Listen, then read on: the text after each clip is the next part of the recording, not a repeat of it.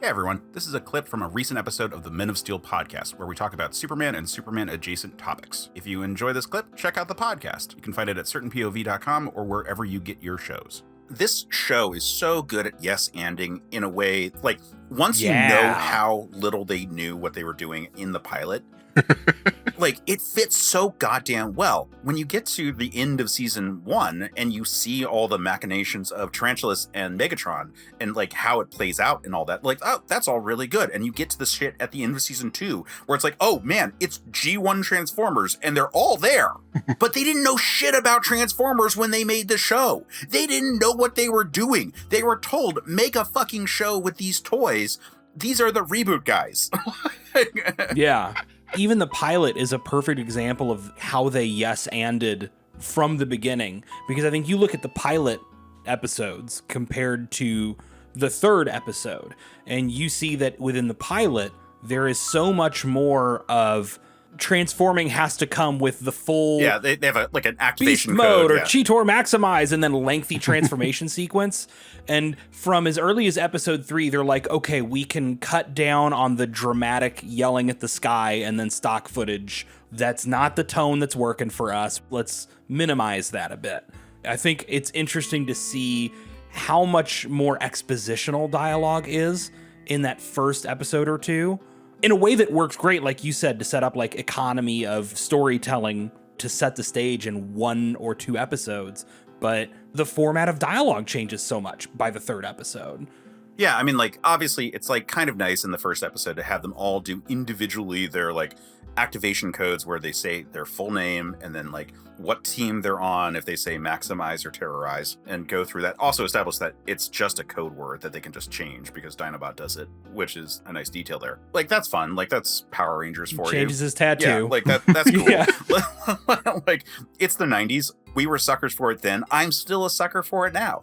Yeah. But you don't need to do that going forward. And eventually we get an episode where they full on are just like, oh no, they're all in sync with their animal selves now. The Call of the Wild episode where they all regress to their animal forms, and then like Tigertron gets them stoned, and like, no man, you just need to vibe with your animal self.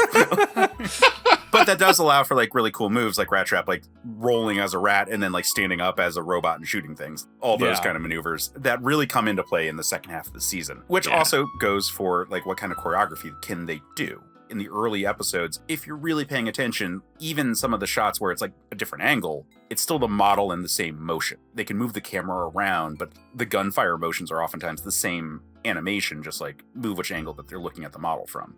And that's because this is a 90s CGI show. This is the Reboot studio. This is the show that the Reboot studio did right after Reboot. Yeah, I was going to say, to clarify for a lot of folks who don't, like, there was a show called Reboot. That is not the recent show called Reboot. Yeah, there's a CGI show called Reboot before this. This is not a studio that does reboots. It's a capital R reboot. I remember nothing about Reboot, to be honest with you. Reboot is great, I saw so much but this of it. came out between season 2 and 3. And so season 1 and 2 of Reboot is rough. Particularly season 1. It looks rougher to look back at, for sure. I think part of it too is that, like, because Beast Wars, the designs are robots and toy animals, they don't have to look as off-putting as like we made blue people. Right. You know what I mean? And even that was choices that were made to get around the fact that it was Tron as a TV show. Yeah. It was set inside of a computer so that they didn't have to be that realistic because it was a TV budget CGI show, which at the time was really difficult to do.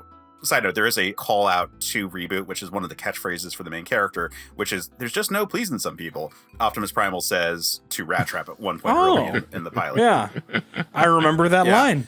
Huh. But the point is, this is the show that they pick up after that, before they come back for the amazing season 3 and the lackluster season 4 of Reboot. Season 3 of Reboot, one of the best things you can ever watch. I will continue to sing its praises forever. It's fantastic.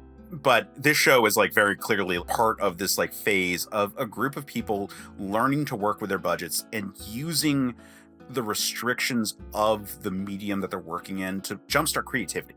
Remember, if you like the clip, after you're done liking and subscribing, check out certainpov.com, where you can find more episodes of the show, as well as a ton of other great shows.